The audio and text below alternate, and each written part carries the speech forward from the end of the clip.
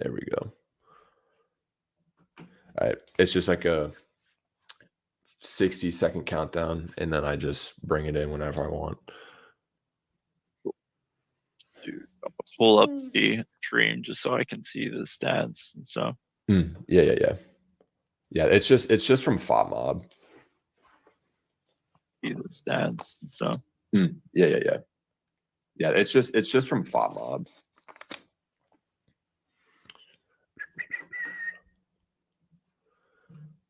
All right.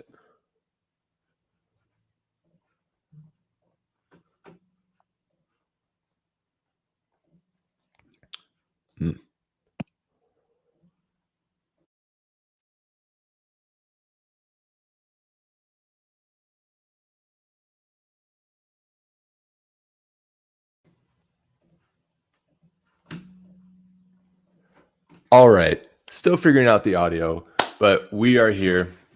I've got my good friend Justin here. Everything is hopefully firing a-okay. Love the technology problems as always. If you want to hear technology problems, you should go on YouTube and look up the Sickos Call-In Show. Oh, it'll be buried in there, but I tried to give an effort on CST, one of the shows, to basically like include people from all over the country. Yeah. And I could never get StreamYard to work ever. So like it's a great platform, but for whatever reason, I just was not able to exercise it the way that, Boston and Brian and, Subes was able to do. So if you want an embarrassing video of me, just sit there and watch me struggle to get like screen share to work and all that stuff. So, my gosh. Us behind the microphones, we have off night performances like FC Cincinnati did tonight. It's a pretty dang good segue. So as we Nathan, technology problems, look up midfield ball possession and turnovers. Yeah. So I should probably start adding turnovers as a stat on this graphic here. 2-1 did not swing the way of the orange and blue tonight. As you can see, honestly, when I was pulling up the stats and stuff, I was kind of shocked that the shots on target and stuff and the expected goals was even remotely close, because first half, like you said you didn't catch a whole lot of the game, some of it, but the first half, oh my days, it could have been 2-0 easy, I think, in the first half. Oh, certainly. How many times did we see Lassiter playing like at our box or inside of our box in the first half? Montreal wasn't able to string together. They're still growing into their identity a little bit. I think that Duke and Lassiter, obviously coming from or from Inter Miami CF, they have a little bit more chemistry. So they completely went through them in the first half, and I agree with you. I think the shots, I think it was 10-3 at halftime on total shots. So FC Cincinnati brought it back to a respectable 8 shots. But obviously we have some problems, and it's not just our attacking front right now. We're having a lot of difficulties in our midfield, really since CONCACAF Champions Cup.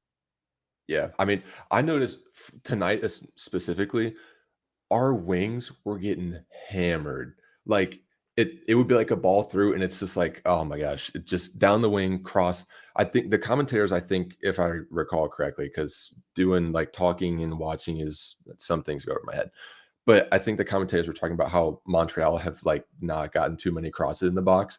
Tonight, it felt like that was their entire attack, was crossing the box. It was like, it felt like it was never going to end coming from the wings. It was like, oh my days. and then like their first goal, like I forgive me if I'm wrong on this, but wasn't it Van Seer that had the exact same goal as Joseph Martinez did? I mean, like that play from the side and then cutting it back to the box and watching our center backs just not communicate and say, well, we're just both going to track Lassiter into the box. And then, of course, too much depth for Ian Murphy even tried to react to the ball, but it was too much depth for Abina Nwobodo or Pavel Vuka to be able to get onto that ball. I mean, you can't give a guy like Joseph Martinez, even at his age and his ability, you can't give him shots like that. That's just egregious. Yeah. Yeah. I think speaking of shots, Kubo, I feel like could have had two. Yep. I don't remember when it was specifically, but it was a great ball up to him, and he was maybe around the PK spot ish, and it went over. The goalkeeper, I think, tipped it technically, but it was like, ah, got to be in the back of the net. But at the same time, Kubo's played every position, so it's not like Boop or someone missing that shot. You know what I'm saying? Exactly. Yeah. Yeah, if it would have been one of the guys up top, we would have been screaming Yeah, at our TVs. But of course, with it being Kubo being in that forward position out for a second game in a row, um, we give him a little bit leniency, and it for was one sure. of our better chances. I believe that was in the 48th, somewhere at That the sounds beginning of about the right. second half. Yeah, and that was one that I missed live, but I was able to see the highlight, and he just barely missed that shot. Yeah. So it's just another one of those games where even when we do get opportunities, even when we do create chances, we're just that last touch, right? And you saw it in the um Corey Barrett goal. I mean, we had that Orishano. I'm gonna start calling it Orishano until corrected otherwise. Or- Orishano had, Barrett. I think Barrett could have held his run just a little bit more, but you have to be able to play that ball at the right time, and there's your game tying goal. It's like we just keep getting in those situations. But what's concerning to me is in recent matches, and maybe you're seeing the same thing, but in the last two matches, we're not even able to possess the ball in the midfield. We're having Yep. horrible service through the back. I don't know what's causing us to be so unsure. I know that teams probably have it out now where they're wanting us to advance the ball through the wings, but then when it gets to midfield, they wall it off.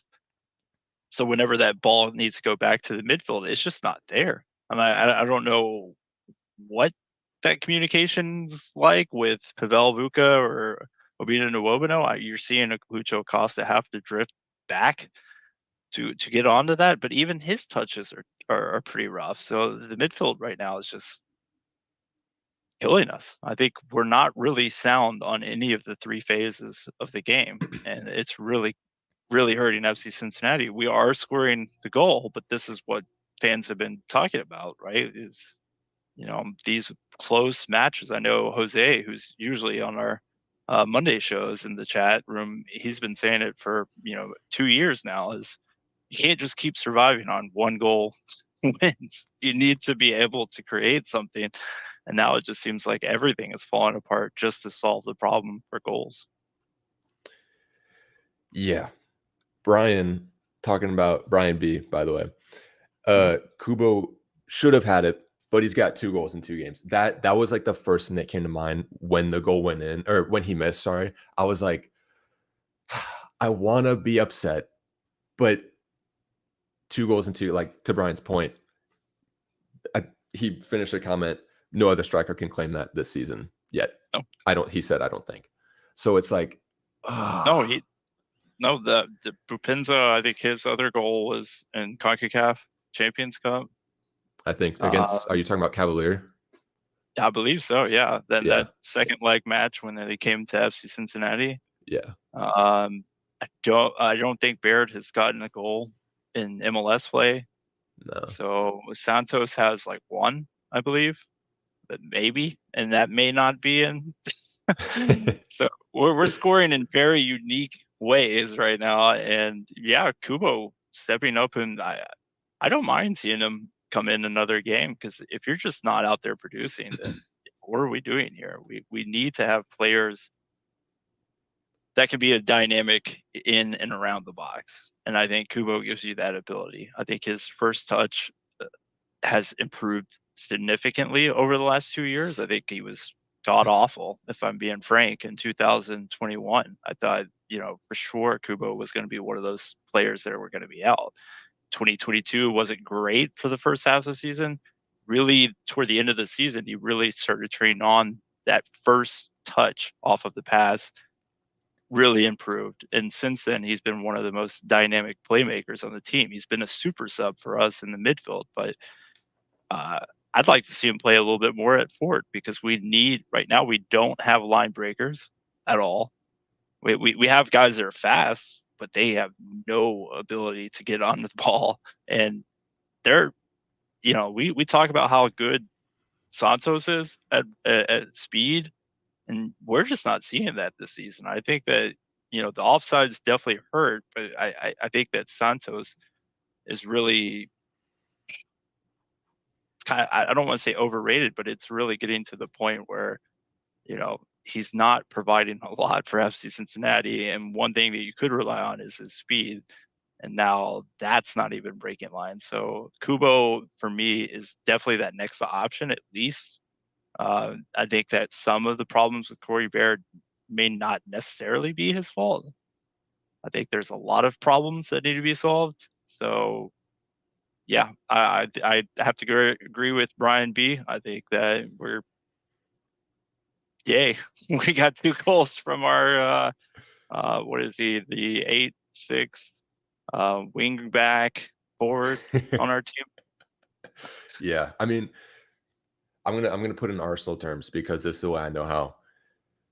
What I would like to see is Trossard, otherwise known as Dado Valenzuela, instead of, because Trossard's the super sub and super effective, but then when he starts, it's like, I don't know. But I want to see Dado get the chance at the start just to see what it looks like. Because like Trossard, tears it up off the bench for Arsenal. And I think Dado, I mean, obviously, we're talking different levels here, but you get the point. I would be so for seeing Dado start. I think he adds kind of like what you were saying, just another level of something the team can play with. You know what I'm saying? Yeah.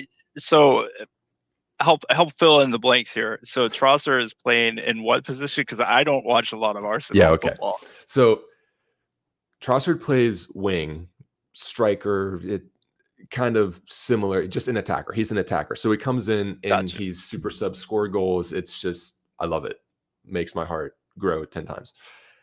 And so I think Dado, I don't think he's had that kind of goal contribution or anything like that. But just the energy in, I don't know, I like watching him play, and I think it unlocks the midfield. I think, for lack of better words, I think that's what Dado does, or what I see he does, because kind of like what you were saying with like Buka and them in the midfield.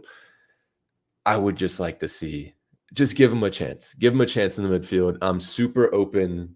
Nick on X he said time for a formation change. I don't know about formation change, but personnel maybe. I don't know. Just let Obi chill out a little bit, or Buka. I don't care. But I would love to see Dado get the start. Well, he solves a lot of problems, particularly for the for Orishano. I'm gonna get the name right? So Orishano is playing wingback, and he likes to float up to that central. Like whatever we've been doing with Orishano, we've been having to have him play inside because that for whatever reason that connection between Lucho Acosta and Pavel Buca is not there right now.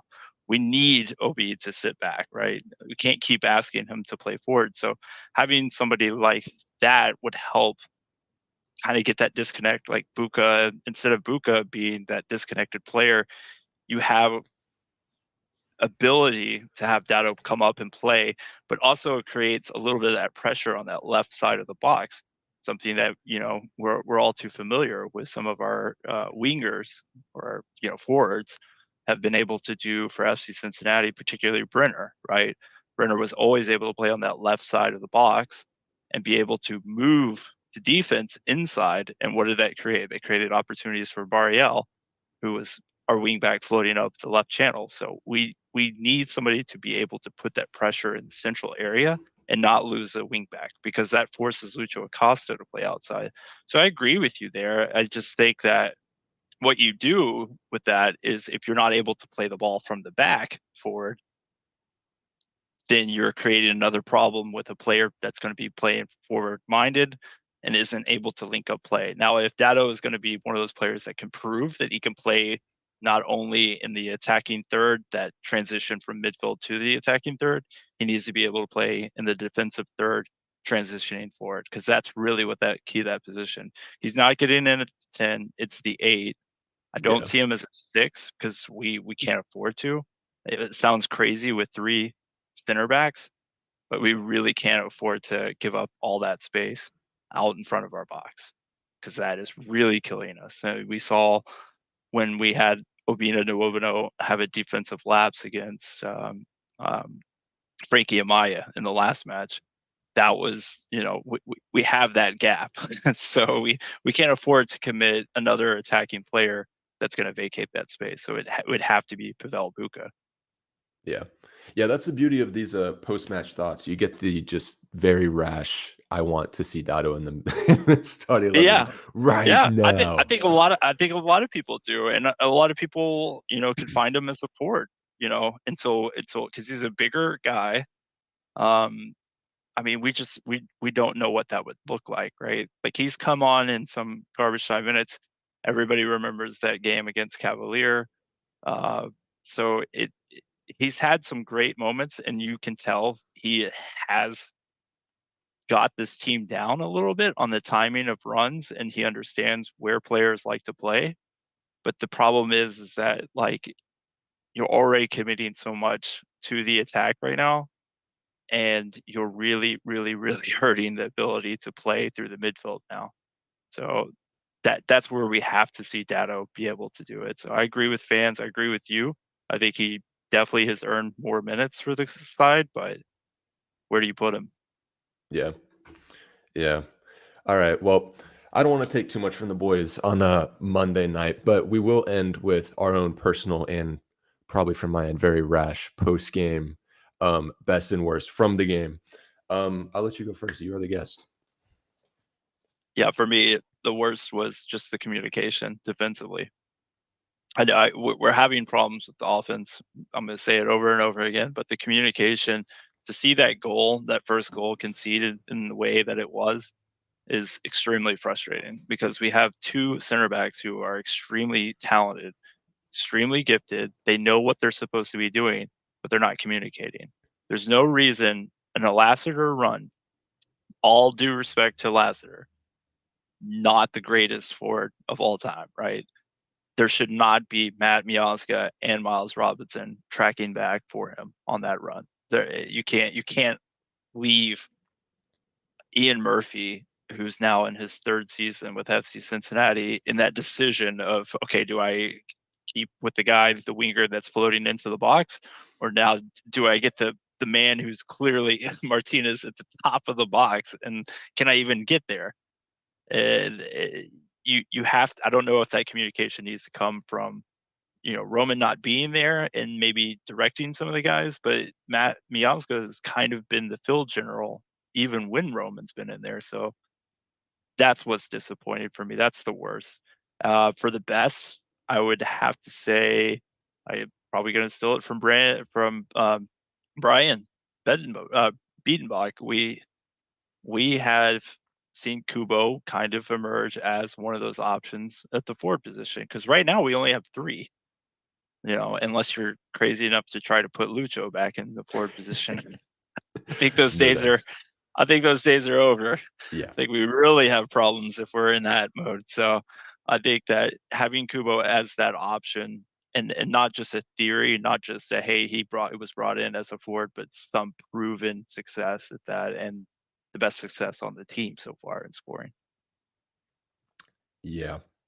See, I like the detail. I'm very rash and just, like, That's all right. I'm a straightforward. vibes guy. Yeah. Nah, my worst tonight, probably I don't know. I think the communication's a really good shout, but I think I'm probably gonna go with just, like I mean, Brian B kinda touched on a little bit. The team does not look very, fond of Boop at the moment. I'll touch on it more in, like, the next segment after we wrap this segment up. But just, like, I don't know. The chemistry doesn't look like it's there. It doesn't feel like it's there. Just vibes feel very low across the board on that front. So I guess chemistry, kind of like you're saying, communication, but more like literally just. Uh, and then my best, I'm going to stick with Dotto because I love watching that dude play. I'm a Cam centerman myself, so to see just what he brings, I love it. I like it a lot, very, very much. 10 out of 10. Um, yeah, that's my best and worst. Justin, I appreciate you for coming on. Thanks for And having me. the audio connectivity. I love technology. It's one of my favorite things in the whole world. You'll get it down, buddy. You do an excellent job over on what your regular setup on YouTube. I think people are going to be really patient with you. You do a great job, and we're so excited that you're with Cincinnati Soccer Talk. I know fans really enjoy your content. I appreciate you. I appreciate everyone watching.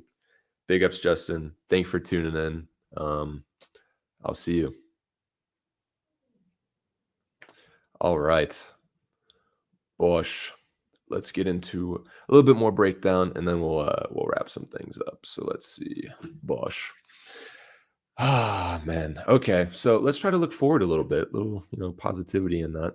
Let me wrap this meeting up here. Bosh. Get out my face. Okay.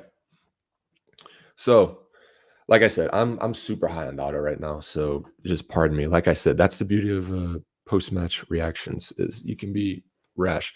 Anyways, yeah, Brian, going back to your point, you said it looked like tonight, like the team was written Bupenza off. No one even looked his direction, even when he was in good possessions or good positions. Thoughts on that?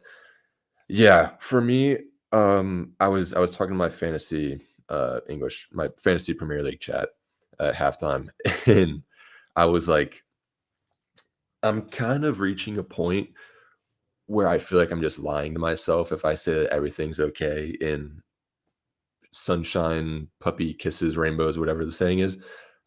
So slightly concerned. Yes. Do I want to admit that I'm slightly concerned? Not at all. So I'll leave it at that. Jay, there's such an utter lack of connectivity. I think it'd be hard to tell. Yeah, I believe that was to Justin's point. Yeah. Um, Jay also said there are so many issues that it's impossible to name one area of concern, but I have to say that aside from constant offside blunders, there are at least six times tonight where we lost possession simply because our guys were waiting for the ball to get to them, and opponent just out hustles them to take it away. Yeah, I think another thing that comes to mind for me with the possession as well, the defensive clearances tonight were, to put it lightly, not good. um, it's hard. It's hard. It's really difficult because, and I said it in the watch along on my channel as well. It's hard for me to pinpoint what the heck is going on. Like, what is our biggest problem? I don't know. And how do we solve that big problem? I don't know. I was giving high praises to the defense as well at the top of the game, and then as things went on, I was like, okay. Anyways, looking to the future. Next 3 games, we've got Atlanta away, so back-to-back road games for I think the second time this season. Colorado at home and Atlanta away, and then before we know it, hell is real. Not ready to talk about that yet. Anyways, 2 of those games being in the East, Atlanta and Orlando, 1 in the West, Colorado. That'll be at home, thankfully. All my days, I don't like Western Conference kickoff times, especially when I'm doing live streams. Yeah, so things to note of the upcoming games. Roman hopefully comes back between then. Evan and Alec have not done a poor job by any means. I think they've done a fine job, actually. Evan with the PK save. Cam, I think, was just fine tonight. Did his job. Atlanta. Turf. Boo. We don't like turf. It makes me nervous. Every game that we have to watch on turf, it scares the living daylights out of me. But it is the world we live in. Colorado at home. Calvin Harris homecoming. I know you guys remember him. You love him. Some of you might not have any idea what I'm talking about. Calvin Harris, we got When did we get him? Was it 21? 22? I don't know. I think it was 21 actually, or someone correct me if I'm wrong. But his homecoming, I don't know how much he's been starting this year. I'm gonna be honest, but the DJ returns, DJ Calvin Harris. If you know, you know. And then Orlando. Orlando's been having quite a bit of a down year, according to the table. But again, so are we. And that's away at Orlando. So one home game in the next 3 games. It is what it is. We'll be back on the road, like I said, for only the second. I'm pretty sure, I'm like 90% sure this is only the second time this season that we've been back to back on the road.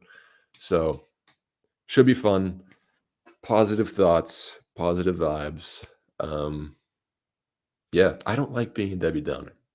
And especially because I tried to do all this fun stuff as post-match reactions and watch along last year, but I got my computer upgraded. I'm on a Mac Studio now, and I was running literally all my streams and everything off a MacBook, and it was really bad. So that being said, bear with us. Trying to do fun things. We'll figure it out in the end.